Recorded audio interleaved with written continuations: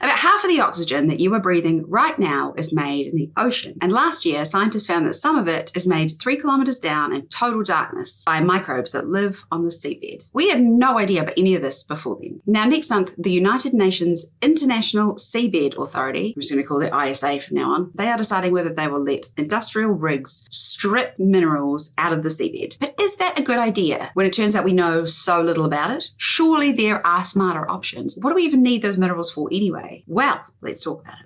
You may remember from last year, people got very excited about something called dark oxygen. This was that scientific discovery I'm talking about. Scientists found microbes about 3 kilometres under the water in a place called the Clarion-Clipperton Zone, which is between Hawaii and Mexico, roughly on the equator. And they were just quietly cranking out oxygen in total darkness. That discovery really was absolutely brand new to science, and people got very excited. But it goes to show how much we don't know about how our planet operates. Now, scattered around all those microbes down there, in fact, what they are living on, are millions of something called nodules. They look like rocks, I suppose, but they are full of metals and minerals like nickel, cobalt, manganese, copper, things that we use to make stuff. And of course, because we always want more stuff, we want more of those minerals. We use them in things like batteries and jet engines, appliances, medical implants, smartphones, wind turbines, and actually some of the stainless steel that holds this whole world together. But these nodules are the only substrate, or real estate if you like, that these microbes have to grow on. And they take millions and millions of years to form. They provide the surface for an ecosystem that we didn't know anything about, but could be literally vital for life on Earth.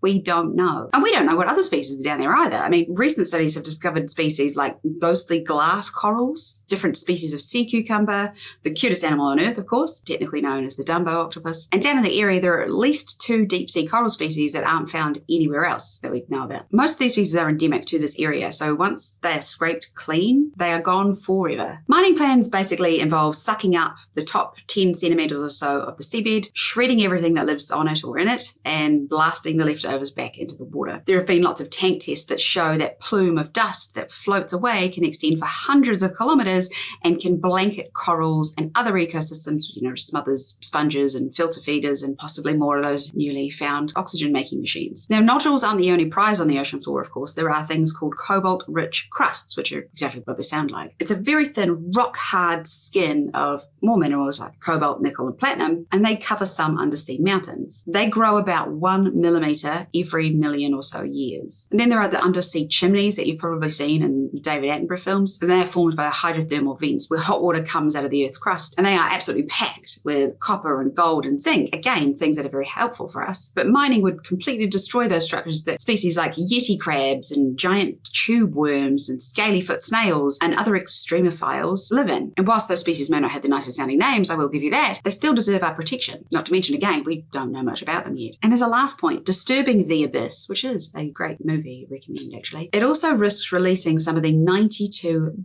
billion tons of carbon that is buried in that seabed. Carbon we really, really don't need in our atmosphere. So I think you'll probably agree that it's just a terrible idea all around. And just in case you think I'm exaggerating, because I appreciate I'm a dramatic person, we have a real-world time machine to look back at, actually. Because back in 1970, the US hauled a giant sled called the benthic coupler across the Blake Plateau, which is off the coast of Florida, and they wanted to see how easy it was to scrape up those manganese nodules. A research cruise went back last year and found the same track still sitting there. Parallel trenches, 2 metres wide, no growth, no nothing. It hadn't recovered at all. And that is more than 5 decades later. So when seabed mining companies say, don't worry, the seabed will bounce back, well, will it? Now, of course, we do need these metals. And people will say, oh, well, if you want the green transition, we need to go down and get those nodules. And this is where the argument gets a bit messy, because pro-mining lobbyists talk about the critical minerals gap, specifically for the green transition. They wave around charts. They talk about dire nickel and cobalt shortages, which are, of course, used in EV batteries or wind turbines. But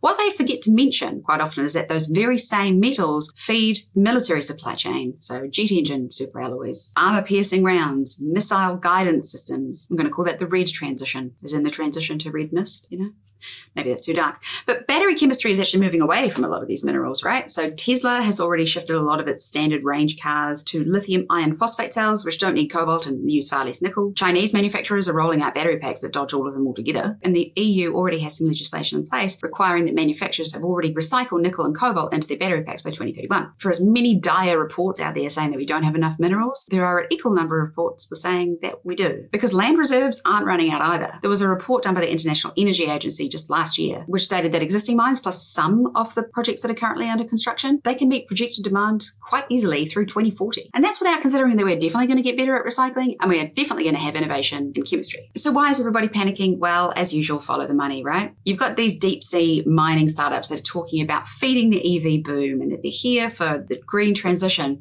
But then if you look at their shareholder deck, it's like Northrop Grumman and Raytheon. A quick Google will tell you who those companies are. One of those startups, the metals company, which they really could have tried a wee bit harder with that name. They talk about contracts they have with the US Department of Defense to secure strategic supply. Who cares about sea cucumbers or, oxygen when you could have more missiles? Data and research shows that we do not need to mine the abyss to fund the green transition. Then you've got the other argument where people are saying that it's actually better for the environment than mining land. This is repeated a lot, and yet there's absolutely no evidence for this at all. Just a couple of years ago, there was a life cycle analysis done, and it showed that harvesting 1 ton of copper from nodules under the sea would wipe out about 6 square meters of sea floor fauna versus just 0.1 square meters of habitat loss per ton of copper for a regulated landmine. You can revegetate a quarry, but you can't replant a coral garden. But what about the economy? Surely it's good for the economy, right? Well, for the companies, sure, but for the countries whose seabed we're talking about, not so much. People say that these royalties will lift these countries out of poverty. Data says otherwise. There was some modelling done for Nauru's Nori-D project, right? And it showed that the government would take about 1.6% of GDP at its peak production. But because they are the sponsoring state, they would be legally on the hook for an estimated $10 billion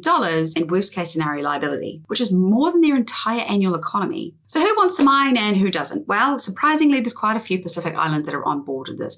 Nauru, the Cook Islands, Tonga, they are fronting some of the first commercial bids in that Clarion-Clipperton zone. Norway is keen to chip in some of its sulfide mines on its own continental shelf. And then you've got big state giants from the likes of Russia and China, Japan and South Korea who already have exploration permits. You probably saw that Trump has signed another executive order only a couple of months ago that allows fast tracking of deep sea mining applications, despite him himself actually putting a moratorium on seabed mining until 2030. Here in Aotearoa, we, the public, are against it, but of course with our change in government, it looks like we might reverse that opinion. Because in the words of our new Resource Minister Shane Jones, it was a decision rooted in shrill environmental alarmism. And the debate here is actually getting quite heated. It was just last week the head of Trans-Tasman Resources, which is a firm that wants to suck up about 50 million tonnes of iron sands off the Taranaki coast. They told media last week that local iwi will have to deal with them whether they like it or not, if his consents come through. That tone-deaf line landed like a lead balloon. But it just goes to show how quickly treaty rights can be sidelined when people smell money, right? Australia is waiting on a science review. Canada has banned seabed mining in its own waters, but it hasn't nailed down a position for international borders yet, which is very NIMBY of them. And then on the other side, you have countries that are saying we should probably learn a bit more before we go and mine it. So you've got Fiji, Vanuatu, Palau, Samoa, French Polynesia, Tuvalu, Chile, Costa Rica, Germany, Spain, Portugal, the European Parliament, and more than 40 NGOs. There's definitely more in the let's wait column. This all comes to a head at the ISA Council in just over a week. 36 countries vote and a 2/3 majority will carry it. So now I hope you agree that this probably isn't the best idea we've ever had. So what can you do about it? Well, there are some petitions out there you can sign, put together by the likes of WWF and Greenpeace. It's always worth signing them. Politicians do pay attention to public voices. In fact, it's the only way some of them actually ever change their opinion. At the end of the day, they are supposed to be our voice, right? But it's always worth making your voice heard. Secondly, nudge the brands who are likely to purchase these minerals. So that's companies like Apple or Samsung or Tesla, BMW, so on. Most companies that make things with a battery should have a policy on where the battery materials come from. Don't forget, consumer power is the single most powerful thing we have, even if it doesn't feel like it. We have microbes making oxygen in the dark that we didn't even know existed. There are species down there that we probably haven't even found yet. And there's more carbon locked away down there than every rainforest combined. So digging it up really doesn't sound like a smart decision. Knowledge is power, so spread the word. Next week we have a positive look at politics for you. It's called Positivity in Politics. I don't know, I'll probably come up with a better title before then. But it is with a very dear friend who has a way of looking at geopolitics globally that might just make you feel a little bit better about it. Matua, and see you next time.